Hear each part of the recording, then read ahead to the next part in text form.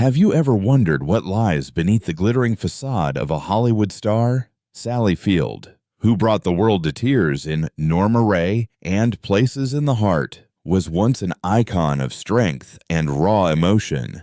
But at 78, she unveils a darker corner where five men, Jack Mahoney, Herb Bruckner, Burt Reynolds, Steve Craig, and Dustin Hoffman, left scars that never healed. This isn't a tale of vengeance, but a journey of a shattered heart seeking to mend. Do you dare step into that world to uncover the truth behind Sally's smile? Grab a coffee, sit down, and let's listen together, as if revisiting old memories, yet braced to face the harsh shadows of a legend's life. Who could have guessed that in the small house in Pasadena, California, where Sally Field was born in 1946, the warm sunlight hid a terrifying darkness. When her parents divorced, Jack Mahoney, a towering stuntman, entered her and her mother's lives, wearing a deceptive smile. Can you guess the moment that forever altered Sally's childhood? It was a quiet afternoon in the backyard, where Sally played with an old doll. Jack appeared, sat beside her, handed her an apple, and said, "Little girl, from now on, I'll be your family."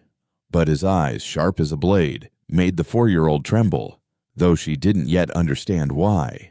Jack didn't hit Sally or leave bruises, but he violated her with a terrifying silence. On long nights, when her mother slept soundly, he crept into her room.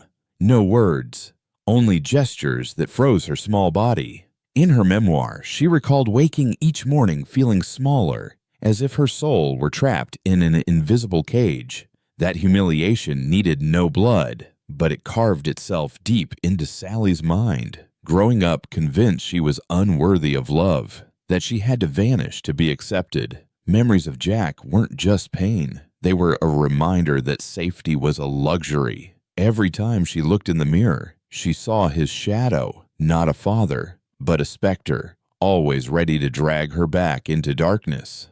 Have you ever thought about how childhood wounds can shape someone so profoundly? For Sally, they were heavy stones, weighing down every step on her path to stardom. Jack Mahoney, who should have been a pillar, was her first nightmare, thrusting her into a world of fear. But could a wounded girl like that find light? Let's explore the next man, who promised salvation but delivered a different, uniquely cruel tragedy. When Sally was 14, an acting class became the place where dreams turned into nightmares.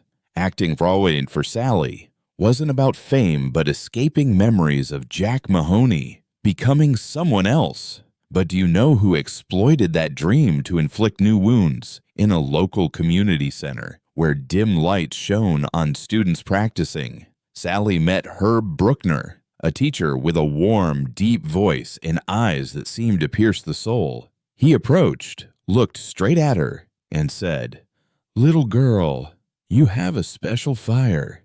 You could make the world remember you." To a girl who always shrank inward, those words were magic, promising the validation she'd long craved. But that magic quickly turned to darkness. Herb asked Sally to stay after class, not for guidance, but to dig deeper into emotions. Can you imagine that moment? One evening, in an empty room, he stood too close, his breath on her face. "How far are you willing to go to be great?" he asked, his voice a challenge. Sally, with her tender heart, didn't fully grasp the meaning, but she felt the filth, the violation that needed no touch. Herb didn't just steal her innocence, he sowed doubt about her worth. She wondered if she had to sacrifice herself to be loved, to be recognized. That humiliation was quiet but devastating. It happened out of sight, left no physical marks, but it sent Sally into the entertainment world with a fractured soul. She always feared she wasn't good enough, had to hide her true self to survive. Herb Bruckner, the teacher meant to nurture her dreams, pushed her into a spiral of self-doubt. Each time she faced a camera, she heard his voice, whispering cruelly, "Are you really worthy?" Sally's early performances, though adored by audiences, were shadowed by fear that someone would see her insecurity. Does it break your heart to think of young Sally, who believed acting would save her, only to face another blade? But would Hollywood, with all its glamour, offer an escape, or just a new trap wrapped in silk? If you ever swooned over Burt Reynolds, the 1970s Hollywood icon with his lazy smile and irresistible charm, have you ever considered he could be someone's nightmare? For Sally Field, he was a dangerous trap, hidden beneath the gloss. They didn't meet on the Smokey and the Bandit set, but at a charity gala in Beverly Hills, where chandeliers sparkled and jazz music hummed. Sally, then a rising star, entered in an emerald dress, masking her unease. Burt, standing amid the crowd in a sleek black suit, waved her over. "Girl, you're the star of this night." His voice was warm yet commanding, and Sally, drawn in, smiled and approached. Can you guess where that moment would lead? Burt didn't yell at Sally or humiliate her publicly, but he controlled her in subtle, masterful ways, like an artist painting a canvas of thorns. He grew jealous when she spoke to male co-stars, criticized her clothing, and turned cold when she won awards. "You're nothing without me," he once said, as if her success insulted his aura. Every compliment hit a barb, every embrace carried a warning. Sally, conditioned from childhood to please others, fell into that trap with an open heart. She loved him so much she forgot herself. But that love was a double-edged sword. Burt made Sally feel small, like a decorative piece beside him. She spoke of long nights when he went to parties, leaving her a shadow in her own life. She'd stand before a mirror, searching for the confident girl who first stepped into Hollywood, but saw only a woman fading away. The breaking point came when Burt announced their breakup on live TV. Without warning, Sally, watching from home, learned she was no longer his girlfriend through a host's voice. That humiliation was a punch to the heart, leaving her sobbing in silence. She wrote, "He was the man I loved most, but also the one I hated most, because he made me hate myself." Have you ever loved someone so much you forgot who you were? Sally did, and the cost was shards of her self-worth. But she didn't stop. Each role after that, from Norma Rae to Places in the Heart, was a declaration that she wouldn't let Burt define her value. She rose, though every step hurt, to keep shining. But the scar he left still smoldered, a reminder that love can sometimes be a chain. Would someone bring Sally peace, or just a new, quieter kind of loneliness? When you think of Steve Craig, do you picture a gentle love story that somehow turns into profound loneliness? Steve wasn't a Hollywood star, but an ordinary guy with a kind smile. Sally didn't meet him at a gala, but in a university park, sitting under an oak tree, reading a script. Steve, passing by, stopped and said, "Girl, you look like you're living in a movie." Sally, 19, laughed shyly. Do you think that moment would lead to a happy marriage or just the start of a silent tragedy? They married in 1968, had 2 sons, Peter and Eli. Steve was Sally's anchor in her early career, as she struggled with The Flying Nun. He didn't demand she shine or become someone else, but as Sally soared, winning an Emmy, then an Oscar, an invisible gap grew. Steve didn't get jealous, didn't control, didn't betray, but he grew distant, a ghost in their home. At dinners, he sat silently, eyes fixed on his plate. Hugs were perfunctory, nights together empty. Sally tried to talk, sharing stories of long days on set, but he'd only nod, his mind elsewhere. Sally shared a heartbreaking moment, rushing home, clutching her Oscar, hoping to see pride in Steve's eyes. But he just looked at her, like a stranger, and said, "Congratulations." His voice was flat, emotionless. He turned away, leaving Sally standing there, golden statue in hand, heart frozen. That silence, that emotional absence, was a wordless humiliation. It made Sally feel unloved, unseen. In the home she'd built, she once stood on her balcony looking over the city, wondering if she had the courage to let go. But she didn't. She packed her bags, took her sons, and left Steve with a broken heart. The loneliness Steve left wasn't overt but profound, like a silent storm swallowing Sally's soul. She didn't blame him, but couldn't forgive his disappearance from the man who'd been her world. She'd thought marriage would be a safe haven, but it was another kind of prison, where loneliness gnawed daily. Have you ever felt alone beside someone you love? Sally lived it, learning that silence can hurt more than words.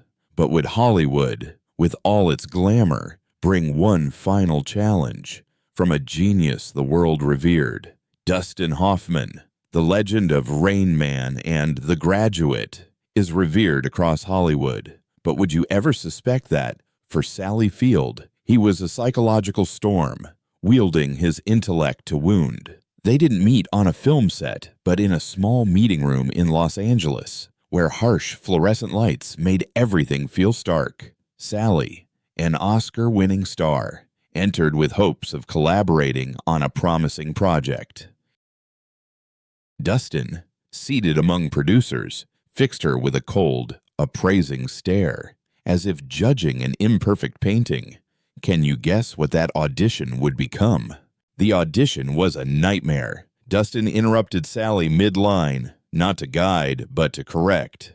"You need more emphasis," he said, his tone like a teacher scolding a failing student.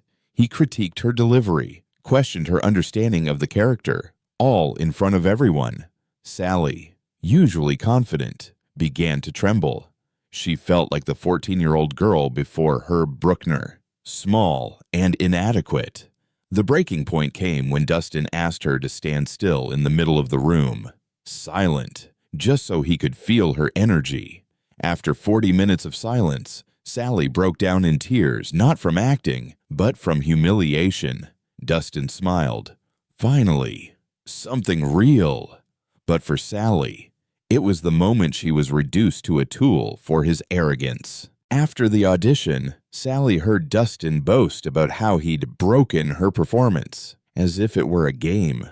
That arrogance kept her sleepless for months, questioning her worth and achievements. She'd stand before a mirror, trying to convince herself she wasn't the failure Dustin made her feel. Dustin Hoffman, hailed as a genius, left Sally with a psychological wound that nearly drove her to quit acting. But she didn't. She vowed never to let anyone make her feel small again. Have you ever been hurt by someone's cold, calculated brilliance? Sally endured it, and it forged her into a fiercer warrior, one who didn't just act but survived the harshest trials. At 78, Sally Field is no longer afraid. With silver hair and a once shattered heart, she rises not for revenge but to tell her story. Jack Mahoney, Herb Bruckner, Burt Reynolds, Steve Craig, Dustin Hoffman, they were blades. But Sally turned their cuts into strength. She speaks to break the silence, telling the world that even the brightest stars have dark corners, and in that darkness, they still find light. You, who admired Sally on the screen, laughed and cried with her. Do you now see another side of her? A woman who's not just a Hollywood icon, but a warrior, a survivor. Sally's story isn't just about pain, but resilience, about how a broken heart can still love, still shine. Let her story remind you that, no matter how cruel the past, you can rise, like Sally, and declare, "I'm still here, and I won't disappear." Think of the stars you adore, the films that move you. Do you wonder what they paid to stand in the spotlight? For Sally Field, the cost was invisible scars, but also proof of her strength. Her journey shows that, however harsh life may be, you can find light if you dare face the darkness. Sally isn't just an actress, she's evidence that, from broken pieces, you can build a stronger version of yourself. Every role she played, every award she won was a testament that she overcame, not just for herself, but for all who've been hurt and still choose to stand.